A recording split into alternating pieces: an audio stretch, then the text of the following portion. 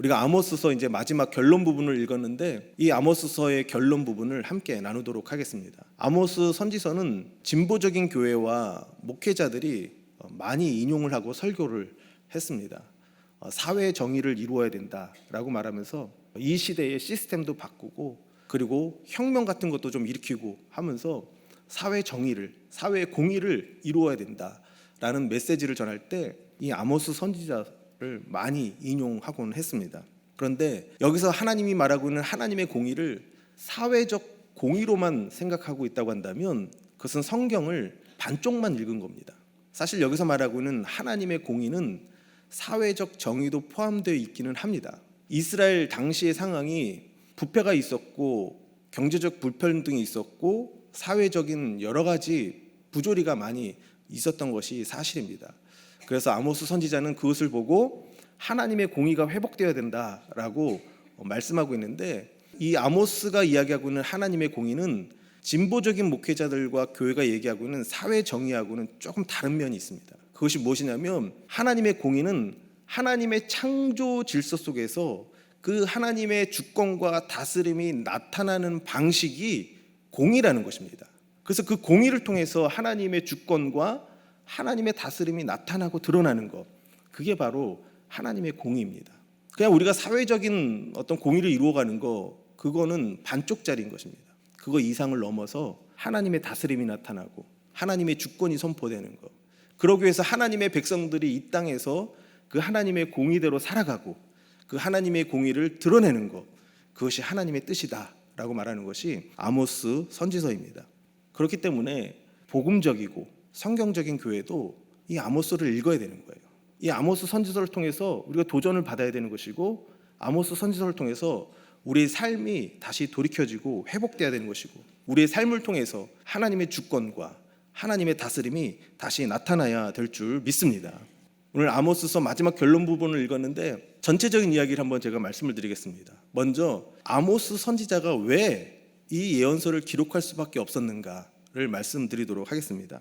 아모스가 활약하던 시대는 굉장히 풍요로운 시대였습니다. 그리고 모든 것이 다 잘 나가는 그런 시대였고 하나님의 축복이 임하고 있다라고 말할 만큼 정말 모든 것이 좋았습니다. 그런 때에 하나님께서 이 아모스를 불러내시고 그리고 예언을 하게 하셨던 것입니다. 모든 사람들의 눈에는 모든 것이 좋았습니다.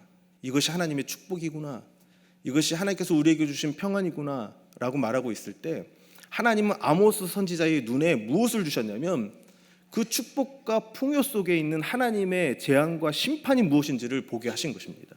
그래서 모든 사람들이 좋다고 말하고 있을 때 아모스 선지자는 아니다, 우리가 속히 하나님 앞에 돌아오고 공의를 회복해야지만 그 심판을 면할 수 있다라는 메시지를 전한 것입니다. 백성들은 겉모양 보고 지도자들은 자기가 이뤄놓은 성과를 보고 너무너무 좋아하고 있었습니다. 하지만 그 사회는 내부적으로 부패하고 타락하고 있었던 것입니다. 빈익빈, 부익부의 현상이 일어나고 있었고 사회적 정의는 없었습니다. 그리고 법적인 테두리도 다 허물어지고 있었습니다. 종교적으로는 화려하고 멋진 모습이었지만 하나님과 너무나 멀어진 종교적 타락의 현상이 나타나고 있었던 것입니다. 하나님께서 그것을 아모스 선지자에게 보여주신 것입니다. 그래서 아모스 선지자가 그 하나님의 말씀을 받고 자기가 살던 곳이 아니라 북이스라엘로 가서 하나님의 말씀을 전하게 된 것입니다. 그렇다면 왜 아모스 선지자가 기록으로 남겼는가 하는 것입니다. 모든 선지자들이 사실 그때 당시만 해도 기록으로 남기지 않았습니다. 그냥 말로만, 구전으로만 하나님의 말씀을 선포했습니다. 그런데 그 하나님의 예언이 기록으로 남은 최초 선지서가 뭐냐면 아모스서입니다. 아모스서는 구전으로만 하나님의 말씀을 선포한 것이 아니라 처음으로 그 하나님의 그 예언의 말씀을 기록으로 남기게 된 것입니다. 왜 아모스가 그것을 기록하게 되었을까? 아모스는 예루살렘에서 조금 떨어져 있는 드고아라는 지역에서 그냥 평범하게 살아가고 있었던 사람이었습니다. 높은 고산지대인데 그곳에서 뽕나무 치고 누에 치고 그리고 양들을 치는 평범한 목자로 살아가고 있었습니다. 그는 선지자도 아니었고 아버지도 선지자도 아니었고 선지자 학교를 나와서 교육을 받은 그런 사람도 아니었습니다. 그냥 너무나도 평범한 그런 사람이었습니다. 하지만 그의 가슴 속에는 뭔가 질문이 있었고 궁금한 점이 있었던 것입니다. 지금 이 시대가 정말 제대로 돌아가고 있는 것인가?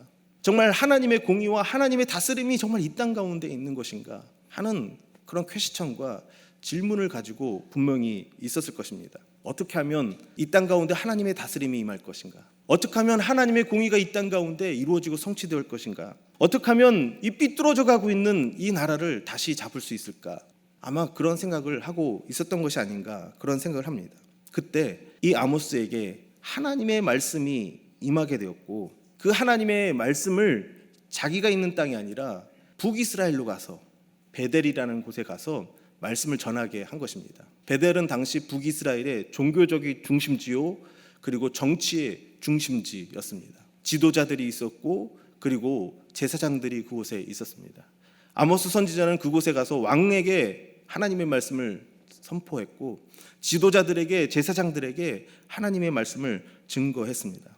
이제 여호와께로 돌아서야 된다. 하나님의 공의를 이루지 않으면 곧 우리에게 심판이 임할 것이다. 평안이다, 평안이다, 축복이다, 그렇게 말할 때가 아니다. 지금 하나님의 심판이 우리 코앞에 와 있다. 그러니까 속히 그 하나님의 공의를 회복해야 된다라는 메시지를 전하고 있었던 것입니다. 이 메시지를 들은 베델에 있는 지도자들이 좋아했겠습니까? 아무도 그 메시지를 좋아하지 않았습니다. 그래서 우리가 아모스서 선지서를 묵상하면서 보면 아시겠지만, 아마샤라는 베델의 제사장이 아모스 선지자에게 뭐라고 말합니까? 너가 그런 얘기 하려고 하면 너 고향이나 가서 얘기해라. 왜 남의 땅에 와가지고 그런 쓸데없는 얘기 하고 있느냐? 너가 밥 벌어 먹고 살고 싶으면 여기서 그러지 말고 너 땅에 가서나 해. 그렇게 이야기를 하고 쫓아내버립니다. 아모스 선지자가 이 하나님의 말씀을 전했는데도 불구하고 지도자들은, 종교 지도자들 아무도 듣지 않고 오히려 쫓아냈습니다. 그런데 역사적으로 보니까 아모스 선지자가 그 하나님의 메시지를 전하고 나서 북이스라엘에 무슨 일이 일어났냐면 엄청난 지진이 일어났습니다. 그래서 아모스서 1장 1절을 보면 아모스가 어느 시대적 배경에서 말씀을 전하고 있는지 기록을 하고 있는데, 거기에 그 지진에 대해서 이야기를 하고 있어요. 그러니까 그 지진이 굉장히 큰 사건이었고 그 지진이 너무나도 인상적인 것이었습니다. 그리고 고고학자들도 그 지진을 증명해내고 있습니다. 그래서 이 아모스서는 그냥 지어낸 얘기가 아니라 역사 속에 실제 있던 인물이었고, 그 지진의 이야기를 통해서 정말 실제적인 사실이었다라는 것을 증명하고 있는 것입니다. 그 지진이 일어났는데도 불구하고 북이스라엘 백성들은 전혀 깨닫지 못했습니다. 아모스 선지자의 말씀을, 메시지를 들었고 그런 지진이라는 징조를 그들이 눈으로 봤음에도 불구하고, 그 지진 때문에 많은 사람들이 죽어가고 고통과 어려움 가운데 있었던 것을 눈으로 봤음에도 불구하고 이스라엘 백성들은, 지도자들은 돌이키질 않았어요. 말씀을 듣고도, 징조로 눈으로 보고도 그들은 돌이키지 않았던 것입니다. 오히려 그 메시지를 전하고 있는 아모스 선지자를 쫓아냈습니다. 그래서 아모스 선지자는 어쩔 수 없이 다시 고향 드고아로 오게 되었고, 거기서 하나님 앞에 기도하면서 아마 생각했을 거예요. 하나님이 내 가슴과 내 심령 속에 그 메시지를, 말씀을 주셨는데 내가 그들에게 선포해도 듣지 않느니 어떻게 할 것인가? 마지막 결정한 것이 무엇이냐면 기록으로 남기자. 그래서 이 아모스 선지서를 기록한 것입니다. 그러면 아모스 선지자가 왜 기록을 남겼겠습니까? 이 글을 읽고 돌이키라는 겁니다. 다시 회복되어야 된다. 그런 마음과 심정으로 이 아모스서를 기록했다라는 것입니다. 오늘 저와 여러분들은 어떤 말씀을 듣고 있습니까? 우리가 어떤 시대의 징조를 보고 계십니까? 그 시대의 징조가 그냥 우연히 일어나는 사건이겠지 하고 넘어갈 수도 있겠지만, 우리는 시대를 분별하는 지혜가 필요한 때라고 저는 생각을 합니다. 모든 사건에 의미를 부여할 수는 없겠지만, 그러나 말씀을 듣고 그 시대를 분별할 수 있는 저와 여러분들이 되시기를 바랍니다. 이 북이스라엘 백성들이 아모스 선지자의 말씀을 듣고 그 징조를 봤음에도 불구하고 돌이키지 않은 어리석은 자가 되지 않기를 바랍니다. 하나님의 말씀을 듣고 시대의 징조를 보고 깨닫고 말씀으로 돌아가고 여호와께로 돌아가는 저와 여러분들이 되시기를 주님의 이름으로 축복합니다.